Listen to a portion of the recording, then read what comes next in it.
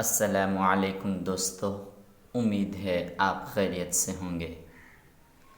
आज की इस वीडियो में हम शिक्षण विधियों के बारे में डिस्कस करने जा रहे हैं, जो कि उर्दू में जो शिक्षण विधियाँ पूछी जाती है, जैसे फ़ितरी तरीक़ा हुआ, लिसानी तरीक़ा हुआ, इस्तक़राई तरीक़ा हुआ, इस्तख़राजी तरीक़ा हुआ, इन तमाम को हम डिस्कस करने जा रहे हैं। तो वीडियो में अंत तक बने रहिएगा और अगर चैनल पर नए हैं तो चैनल को सब्सक्राइब करें और अपने दोस्तों में ज़रूर शेयर करें। तो बिना देरी किए हुए वीडियो को शुरू करते हैं कि फ़ितरी तरीक़ा होता क्या है। समझने की कोशिश करते हैं कि फ़ितरी तरीक़ा क्या होता है। ये तरीक़ा करके सीखने पर आधारित है, मतलब लर्निंग बाय डूइंग के आधार पर ये तरीक़ा चलता है। फ़ितरी तरीक़ा जो है ये लर्निंग बाय डूइंग के आधार पर चलता है। मबनी मतलब आधारित होना, और ये तालिब इल्म मरकूज़ है, मतलब वही चाइल्ड सेंटर्ड है। तालिब इल्म मरकूज़ मतलब चाइल्ड सेंटर है। जब चाइल्ड सेंटर्ड होगा तब तो करके सीखेंगे बच्चे। उस्ताद को करना नहीं है, यहाँ क्या करना है। उस्ताद सिर्फ निर्देश देगा। क्या करेगा? निर्देश देगा, इशारा करेगा, इस तरह आपको करना है, मुशीर बनेगा वो सिर्फ। इस तरीक़ा का नज़रिया मतलब दृष्टिकोण कि बच्चों में ज़ुबान सीखने की भरपूर सलाहियत होती है और वह खुद करके बेहतर सीखता है। ज़रूरत उनके दिलचस्पी के मुताबिक मवाद और माहौल फराहम करने की ज़रूरत है। बच्चे खेल खेल में और खुशी खुशी ज़ुबान सीखते हैं। मतलब इस नज़रिए का जो दृष्टिकोण है, इस फितरी तरीक़ा का जो दृष्टिकोण है, जो नज़रिया है, ये कहते हैं कि ये चाइल्ड सेंटर्ड होना चाहिए। बच्चे करके सीखते हैं और बच्चे करके उतना सीख लेते हैं जितना आप पढ़ा के उनको नहीं सिखा सकते। ये खेल खेल में अपने रुचि के अनुसार बहुत कुछ सीख लेता है। शर्त यह है कि इनको मौका फराहम किया जाए, इनके रुचि के अनुसार, इनके क्षमता के अनुसार, तब ये बेहतर तरीक़े से सीख सकता है। तो दूसरा तरीक़ा है लिसानी तरीक़ा। क्या? लिसानी तरीक़ा। इसमें इंशा कहते हैं ट्रांसलेट करने को। उर्दू में इंशा कहते हैं ट्रांसलेट करने को। मज़ामीन मतलब लेख, कहानियाँ पढ़ाते वक्त कवायद यानी व्याकरण का इस्तेमाल सिखाया जाता है। मतलब संदर्भ में जो व्याकरण होता है, क्या? संदर्भ में जो व्याकरण है, पढ़ाते पढ़ाते जो बीच में व्याकरण पढ़ाते हैं, यह इसी तरीक़े के नतीजे पे होता है कि लिसानी तरीक़ा कहता है कि जब आप पढ़ा रहे हैं, लेसन जब आप पढ़ा रहे हैं, जब आप ट्रांसलेट करवा रहे हैं, जब आप लेख लिखवा रहे हैं, उसी बीच बीच में जहाँ अगर ग्रामर की ज़रूरत पड़ी तो आप ग्रामर बता दें। अलग से कोई ग्रामर की किताब नहीं पढ़ानी है। ये लिसानी तरीक़ा कहता है। कहानियों के माध्यम से, अनुवाद के माध्यम से, लेख के माध्यम से। और इसमें क्या करता है? तज्ज़िया ज़ुबान, इसका इस्तेमाल सिखाया जाता है। ज़ुबान का तज्ज़िया मतलब हर एक पार्ट की जांच करना, एनालिसिस करना तज्ज़िया कहलाता है। मतलब हर एक पार्ट को अच्छे तरीक़े से समझना, क्यों है, कैसे है, ये सब चीज़ को वर्ड में जब खोजते हैं तो उसको तज्ज़िया कहते हैं उर्दू में, और इंग्लिश में एनालिसिस कहते हैं। विश्लेषण हिंदी में कहते हैं। क्या कहते हैं? हिंदी में विश्लेषण कहते हैं। इस तरीक़ा से तलबा क़वाइद की किताब पढ़े बगैर, हुआ ना कि जब वो आप संदर्भ में क़वाइद बताएंगे, क्या करेंगे? संदर्भ में क़वाइद बताएंगे। क़वाइद जो आप पढ़ा रहे हैं, इंशा जो पढ़ा रहे हैं, लेख लिखाना उन्हें सिखा रहे हैं, या कोई कहानी बता रहे हैं, उन्हीं के बीच बीच में आप जब उनको क़वाइद बता देंगे तो क्या होगा? किताब पढ़े बगैर वो सीख जाएगा। क़वाइद क्या? बगैर कि किताब के बगैर ही वो क़वाइद सीख लेगा। सलीस कहते हैं सरल को, आसान को। इस तरह ज़ुबान सलीस असल मीनिंग होता है सलीस, इस तरह की ज़ुबान के बिल्कुल फराफर बोलता चला जाए कहीं ना अटके, कहीं ना रुके, एकदम धारा प्रवाह जिसको कहें, सलीस कहा जाए, उसको भी हो जाएगा। ज़ुबान का इस्तेमाल सीख लेता है। तदरीस से कवायद के लिए यही सबसे बेहतर तरीक़ा है। और हमेशा क्वेश्चन में आता रहता है, संदर्भ में कवायद का मतलब क्या है, मतन में कवायद का मतलब क्या है, सियाक में कवायद का मतलब क्या है। तो सवियाक में कवायद का मतलब यही है कि बीच में जब आप पढ़ा रहे हैं, ऊँची बीच में आप क्वेश्चन ये कवायद का जो कोई भी पार्ट आ रहा है उनको आप बता दें उस लेवल से। अगर 5 क्लास 6 क्लास तक जो कवायद आ रहा है उस कवायद को 5-6 क्लास तक के कवायद को बता दें, अगर 5-6 क्लास का बच्चा है। और अगर अपर क्लास का बच्चा है तो उसको उस हिसाब से आप बता दें। यही संदर्भ में कवायद, सियाक में कवायद कहलाता है। तो हमने 2 चीज़ सीखा, एक फितरी तरीक़ा और दूसरा लिसानी तरीक़ा देखा। अब देखते हैं जो कि काफ़ी पूछा जाता है। आप अगर एनालिसिस किए होंगे पिछले क्वेश्चन पेपर का, और हमने जो वीडियो कराया है उसमें भी एक पेपर में 2 क्वेश्चन आया, इस तरह करके आया। और ये अक्सर उर्दू में भी आ जाता है, हिंदी में भी आ जाता है। उर्दू और हिंदी दोनों में आ जाता है। कभी कभी तो क्या बोलते हैं, चाइल्ड डेवलपमेंट में भी आ जाता है, CDP में भी आ जाता है इसे। तो ये काफ़ी अहम है, इस्तक़राई तरीक़ा और इस्तख़राजी तरीक़ा, ये काफ़ी अहम माना जाता है और अहम है भी। तो देखते हैं इस्तक़राई तरीक़ा है क्या। इस्तक़राई तरीक़ा कहते हैं आगमन विधि को। किसको कहते हैं? आगमन विधि को। आगमन विधि में होता क्या है? आगमन विधि कहते हैं जब आप कोई चीज़ पढ़ा रहे हैं तो उसको बहुत सारे एग्ज़ाम्पल के द्वारा समझा दें, अलग अलग टाइप से, अलग अलग मिसालों से उनको समझाएं वो चीज़। उसके बाद उनको सूत्र बताएं, उनको परिभाषा बताएं, उनकी डिफिनेशन बाद में बताएं। पहले उनको उनके पूर्व ज्ञान जो है उनसे जोड़ने के लिए क्या अलग अलग परिभाषा, अलग अलग मिसालें दें, अलग अलग एग्ज़ाम्पल दें, तो वो आगमन विधि होगा। पहले मिसाल, उसके बाद सूत्र, पहले मिसाल उसके बाद सूत्र जब हम देंगे तो वो क्या होगा? इस्तक़राई तरीक़ा होगा। तो देखते हैं ये तरीक़ा जदीद तदरीस तालीम न्यू एजुकेशन पॉलिसी के जो है आइन मुताबिक है। आइन मुताबिक ठीक अनुसार, आइन मुताबिक मतलब ठीक अनुसार है। जो न्यू पॉलिसी है एजुकेशन का कि चाइल्ड सेंटर्ड होना चाहिए। बच्चे जो कह रहे हैं और बच्चे को सरल से बाहरी दुनिया से जोड़ कर बताना चाहिए, तो वो इसी तरीक़े पर आधारित है। जो इसमें तलबा के मालूमात का इस्तेमाल करके क़वायद की तालीम दी जाती है। मतलब तलबा के मालूमात का, तलबा जो जानते हैं उसी हिसाब से आपको। तो तलबा क्या जानते हैं? वो अपने पूर्व ज्ञान जो है उनका, जो समाज में रहता है, वहाँ से जब आप उनको मिसाल देंगे, वहाँ से जब आप एग्ज़ाम्पल देंगे, तो वो तलबा के मालूमात से होगा, वातावरण से होगा, और वातावरण में वो चीज़ उनकी जानी पहचानी होगी, तो ये ज़्यादा बेहतर समझेगा। मालूमात का इस्तेमाल करते क़वायद की तालीम दी जाती है। मिसाल के इस्तेमाल से और सवाल जवाब के ज़रिए क़वायद का उसूल, ज़वाबित अख़ज़ कराए जाते हैं। अख़ज़ कराए मतलब हासिल कराए जाते हैं। अख़ज़ कराए जाते हैं मतलब हासिल कराए जाते हैं।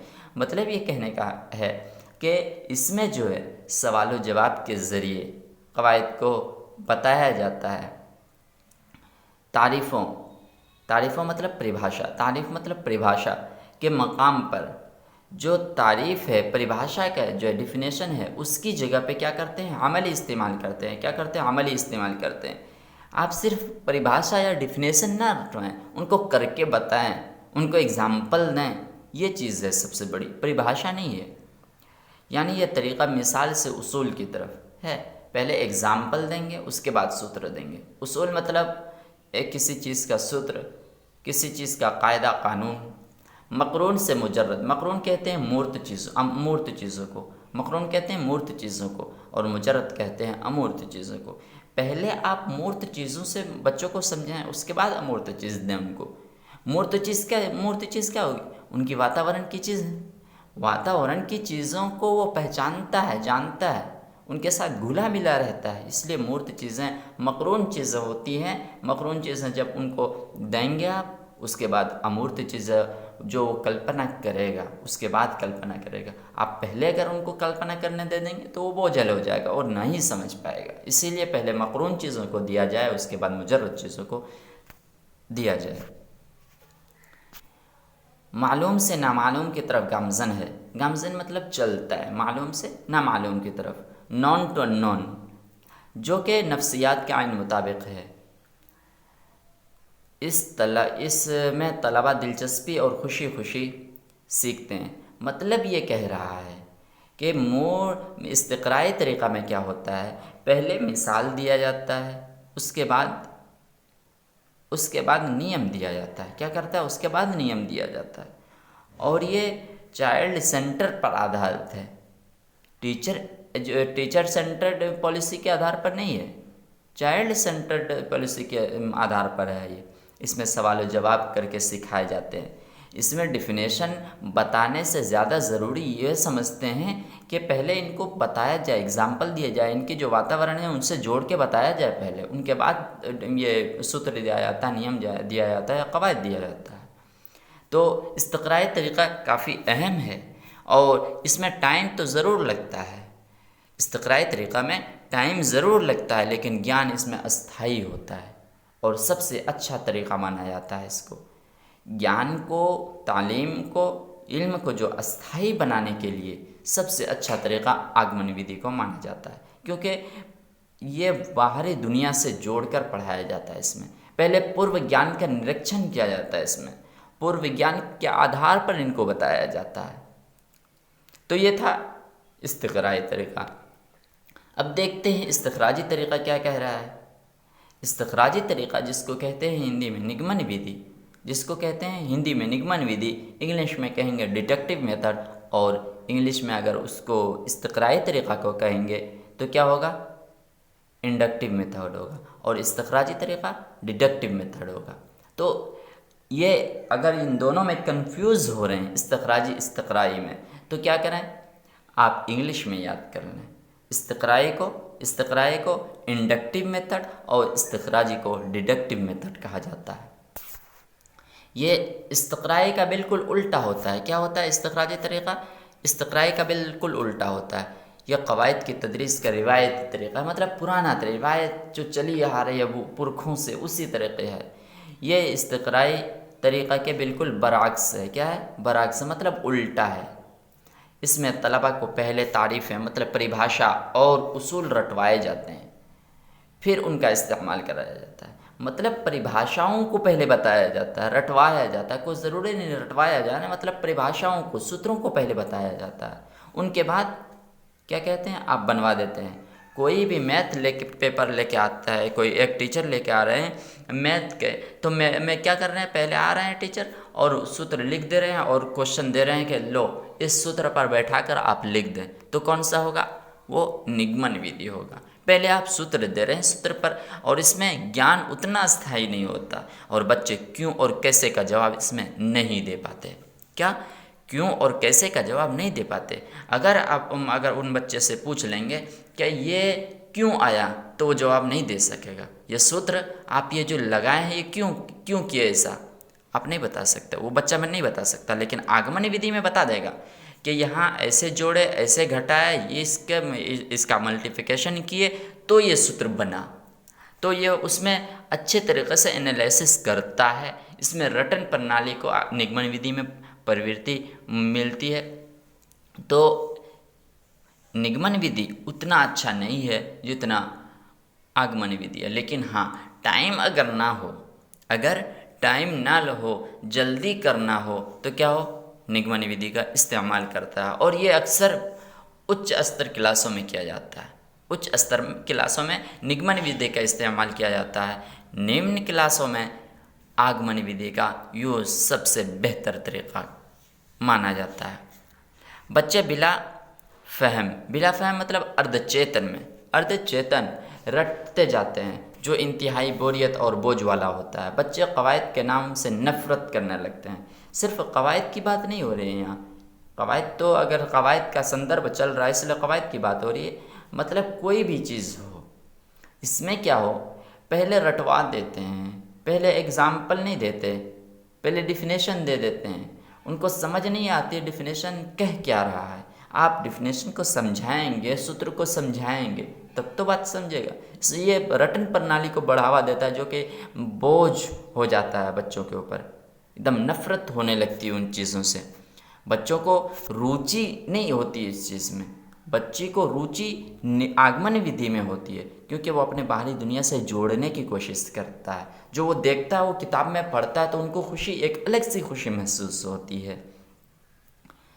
ये तरीक़ा नामालूम से मालूम की तरफ, मुजर्रद से मक़रून की तरफ। ये देखिए, मुजर्रद अमूर्त चीज़, मुजर्रद अमूर्त चीज़, मक़रून मूर्त चीज़ों की तरफ चलता है। मतलब उसके बिल्कुल उल्टा है, पहले ही अमूर्त चीज़ों को इसमें बताया जाता है। अब बच्चा समझा ही नहीं है, आप एक सूत्र रटवा दिए, एक सूत्र रटवा दिया, उनको कल्पना करवा रहे हैं, तो मतलब उतना ठीक नहीं है, और बच्चा नहीं दिमाग लगा पाएगा, क्योंकि इतना उनका दिमाग परिपक्व नहीं होता, क्षमता इतनी नहीं होती उनको कि पहले आप अमूर्त चीज़ों को उनको बताएं। तो बच्चों को प्राथमिक स्तर पर सबसे बेहतर तरीक़ा आगमन विधि है। उनको मक़रून से मुजर्रद की तरफ पढ़ाएं, मुजर्रद से मक़रून की तरफ नहीं, मक़रून से मुजर्रद की तरफ। आप मूर्त चीज़ों को पहले उनको बताएं, फिर मुजर्रद चीज़ों को बताएं। जो तदरीसी ज़ुबान के उसूल और नफ्सियात के मुखालिफ है, जो नेचर चाहता है, जो नेचर है कि इस उसूल से पढ़ाया जाए, ये डिडक्टिव मेथड जो है, निगमन विधि जो है, ये बिल्कुल उसके उल्टा है। इस्तिखराजी तरीक़ा जो है बिल्कुल उसके उल्टा है। तो आज हमने पढ़ा इस्तिखराजी तरीक़ा, इस्तिक़राई तरीक़ा और लिसानी तरीक़ा और फितरी तरीक़ा। इन चारों तरीक़ों को हमने पढ़ा, जिसमें एकदम काफ़ी और भी तरीक़े हैं, लेकिन वो सब नहीं पूछे जाते। अक्सर आप अगर देखेंगे क्वेश्चन को, तो अक्सर क्या होता है, जो कि हमने कल भी पिछले क्लास में हमने बताया था 2-3 मेथड।